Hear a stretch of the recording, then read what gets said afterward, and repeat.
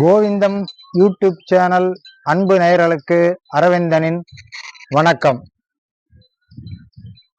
நாராயணாய பரிபூர்ண குணார்ணவாய விஸ்வோதயஸ்திதிலயோன் நியதி பிரதாய ஞான பிரதாய விபுதாசுர சௌக்கிய துக்க சத்காரணாய விததாய நமோ நமஸ்தே.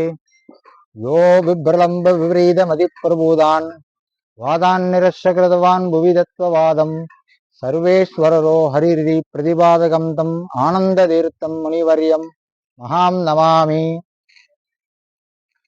ஔவையார் சொல்கிறார், அரிது அரிது மானிடராய் பிறத்தல் அரிதுன்னு. இந்த மானிட பிறவி என்பது மிக அரிய பிறவி. கனகதாசர் பாடுகிற போது 84 லட்ச யோனிகளை கடந்து இந்த மானிட பிறவி வருகிறது என்கிறார். 84 லட்ச வகையான ஜீவர்களை, ஊர்வன, பரப்பன, நீரிலே வாழ்வன, நிலத்திலே வாழ்வன, இந்த கடலிலே இருப்பது, குட்டை குளம் இப்படின்னு சொல்லி பூச்சிகள், சின்ன சின்ன பறவைகள், பெரிய பறவைகள் என்று பலவிதமான பிறப்பெடுத்த பிறகுதான் இறைவனை அறியக்கூடிய மகத்தான மனித பிறவி நமக்கு வாய்க்கிறது. அந்த மனித பிறவினுடைய முழு நோக்கமும் என்னவாக இருக்க வேண்டும் என்றால், இறைவனை அடைவதற்கான முயற்சியிலேதான் நாம் இருக்க வேண்டும். இறைவனை அறிந்து கொள்வதற்கு அரிய வாய்ப்பாக கிடைத்திருக்கிற இந்த மனித பிறவியை வெறும் நம் சிற்றின்ப வேட்கைக்காகவே கழித்து விடக்கூடாது. இப்படி இறைவனை அடைவதற்கு என்ன வழி இருக்கிறது என்றால், இறைவனை ஒரு கருவி கொண்டு பார்க்க முடியாது, வேறு விதமாக தெரிந்து கொள்ள முடியாது. இறைவனை தெரிந்து கொள்வதற்கு ஒரே வழி வேதம்தான். வேதம் யாரோ எழுதியதல்ல, ஏன் இறைவனே எழுதியதல்ல, அபூர்வ விஷயம் என்று சொல்கிறார்கள். அது எந்த ஒரு தனி புருஷனாலும் மனிதனாலோ ஜீவராசியாலோ இயற்றப்பட்டதல்ல. அது அனாதியாக இருக்கிறது. எப்படி நம் ஜீவன் அனாதியோ, எப்படி இறைவன் அனாதியோ, அப்படி வேதமும் அனாதியாகவே இருக்கிறது. அந்த வேதத்தின் மூலமாகத்தான் இறைவனை அடைய முடியும். அதற்கு மறை என்று கூட சொல்லி மறைத்து வைக்கப்பட்டிருக்கிறது என்று சொல்கிறார். அப்பொழுதுதான் நாம் தேட வேண்டும். தேடி தேடி இந்த மனித பிரிவு முடிவதற்குள்ளாக இறைவனை அறிந்து கொள்கிற முயற்சியை நாம் எடுக்க வேண்டும். அது ஒரு பிறவியில் நடக்கிற காரியம் அல்ல. பல பிறவிகளை கடந்துதான் மெல்ல மெல்ல மெல்ல இறைவனை பற்றி அறிவு நமக்கு வரும். சரி, வேதத்தை எப்படி அறிந்து கொள்வது? அப்படி என்றால், வேதம் ஒன்று சொல்லியிருக்கிறது. வேதவியாசர் கலியுகத்திலே மனிதனுக்கு ஆயுள் மிகவும் குறைவாக இருக்கும், அவனுக்கு நோய் இருக்கும், மறதி அதிகமாக இருக்கும், அவன் காலம் ரொம்ப குறுகியது என்றுதான் வேதத்தை சுருக்கமாக பாகம் பண்ணி அதை நமக்கு கொடுத்திருக்கிறார். அதை அறிந்து கொள்ள கூட நமக்கு ஆயுள் காலம் பத்தாது. ஆகவே நாம் சின்ன சின்ன முயற்சிகளை எடுக்க வேண்டும். வேதம் வகுத்து கொடுத்த வேதவியாசர் தான் சூத்திரம் எழுதியிருக்கிறார், பிரம்மசூத்திரம் என்று பெயர். அதை பல ஆச்சாரியர்கள் பலவிதமாக அந்த கருத்தை சொல்லிக் கொண்டே வந்திருக்கிறார்கள். உண்மையான வேத பொருளை உலகுக்கு உணர்த்துவதற்காகத்தான் முக்கிய பிராணர் என்று சொல்லக்கூடிய வாயு பகவான் அவதாரம் எடுத்து மத்வராக வருகிறார். அவர் ராமர் காலத்திலே ஹனுமனாகவும், கிருஷ்ணர் அவதரித்த போது பீமனாகவும் வந்தவர். வேதவியாசர் கலியுகத்திலே அவதாரம் செய்த போது அந்த வேதத்தின் உண்மை பொருளை உத்தம ஜீவர்களுக்கு எடுத்துரைப்பதற்காகவே மத்வராக இந்த பூமிக்கு வந்தார். அந்த மத்வரின் 4வது சிஷ்யர் தான் அக்ஷோப தீர்த்தர், மகா தபஸ்வி. அவருடைய பரம சிஷ்யர் தான் டீகாச்சாரியார் என்று எல்லாரும் அறியப்படுகிற ஜெயதீர்த்தர். ஜெயதீர்த்தர் யார் என்றால், மூலத்திலே அவர் இந்திரன். இந்திரனுக்கு ஒரு சாபம் இருந்து எருதாக பிறக்க வேண்டும் என்று இருந்தது. அதை எப்படி பயன்படுத்துவது என்று காத்து கொண்டிருந்தார். மத்வர் அவதரித்த போது நல்ல வாய்ப்பாக அதை பயன்படுத்தி எருதாக கீழே வருகிறார். மத்வாச்சாரியார் பாடம் எடுத்து கொண்டிருக்கிற போது சிஷ்யர்கள் எல்லாம் ஒரு நாள் கேட்கிறார்கள், ஆச்சாரியர்களே, அற்புதமாக வேதத்தை விளக்கி சொல்கிறீர்களே, இதற்கெல்லாம் நாளைக்கு உரை எழுதப் போகிறவர் யார் என்று கேட்டபோது, அதோ அந்த எரு இருக்கிறதே, அது எழுதும் என்று சொல்கிறார். எல்லாரும் ஆச்சரியப்படுகிறார்கள்.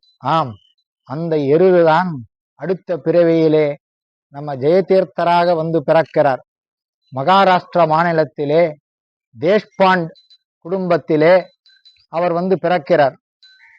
தோண்ட் பந்த் என்கிற பெயரிலே பிறந்து மிக பெரிய சாம்ராஜ்யம் அவர்களுடையது. ஒரு ராஜவம்ச குடும்பத்திலே, மிகப்பெரிய பணக்கார குடும்பத்திலே பிறந்து செல்வ செழிப்பிலே வளர்கிறார். நாள்தோறும் நடந்து பழக்கமில்லை, குதிரையிலேதான் போவார், குதிரையிலேதான் வருவார். அப்படி ஒரு நாள் போகிற போது பீமரதி நதிக்கரையிலே தண்ணீர் குடிப்பதற்காக கீழே கூட இறங்காமல் குதிரையோடு தண்ணீரை இறங்கி, குதிரையை விட்டும் கீழே இறங்காமல் அப்படியே வாய் வைத்து குடிக்கிறார். அந்த நதிக்கரையே தவத்திலே இருந்த அக்ஷோப தீர்த்தர் அதை பார்த்து கொண்டிருக்கிறார். பொதுவாக அவர் யாரிடமும் பேசாதவர், மௌனித்திருப்பவர். அவருக்கு முந்தைய நாள் கனவிலேதான் வந்து, இந்த மடத்துக்கு அடுத்த சன்னியாசியை நீ நாளை பார்க்க போகிறாய் என்று கனவிலே சொல்லி மறைந்திருக்கிறார் இறைவன். இவர் அதற்காக அந்த நதிக்கரையிலே காத்து கொண்டிருக்கிற போதுதான் இந்த சம்பவம் நடக்கிறது. அவரை பார்த்து, கிம் பசும் பூர்வதேகே, முன் ஜென்மத்தில் நீ பசுவாய் இருந்தாயா என்று கேட்கிறார். இவருக்கு உடனே முன்பிறவியிலே தான் எருதாக இருந்த நினைப்பு வந்து அவருக்கு சாஷ்டாங்கமாக நமஸ்காரம் செய்து, என்னை சிஷ்யனாக ஏற்றுக்கொள்ளுங்கள் என்று கேட்கிறார். அவருக்கும் இவர் அழைத்து கொண்டு போய் சந்நியாச தீட்சை கொடுக்கிறார். சந்நியாச தீட்சை கொடுத்த செய்தி அவர் வீட்டிற்கு பரவுகிறது.